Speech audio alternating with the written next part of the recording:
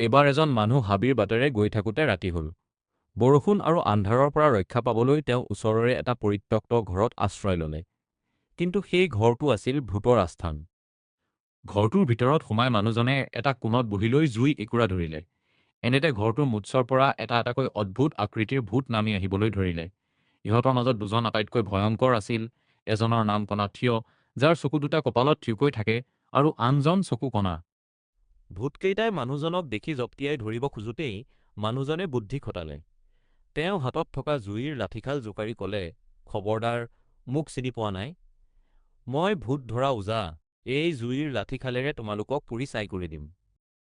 ভূতবোৰে মানুহজনৰ সাহস দেখি অলপ উচপ খাই উঠিল। চকুকণে ক'লে, আমি তোমাক বিশ্বাস নকৰোঁ। তুমি যদি সঁচাকৈ ওজা, তেন্তে এটা কাম কৰা, আমাক কিবা এটা আচৰিত বস্তু দেখুওৱা।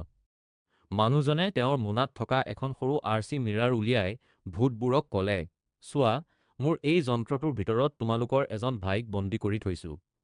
এই বুলি তেওঁ আৰ.চি.খন ভূতবোৰৰ মুখৰ আগত ধৰিলে। আন্ধাৰত আৰ.চি.খনত নিজৰ ভয়ানক মুখবোৰ দেখি ভূতবোৰে ভাবিলে যে সঁচাকৈয়ে ওজাই এজন ভূতক আইনাৰ ভিতৰত বন্দী কৰি থৈছে। সিহঁতে ভয়তে চিঞৰ-বাখৰ লগাই হাবিৰ ফালে দৌৰ দিলে। তেনেকৈয়ে মানুহজনে নিজৰ বুদ্ধিৰ জোৰত ভূতৰ হাতৰ পৰা ৰক্ষা পৰিল।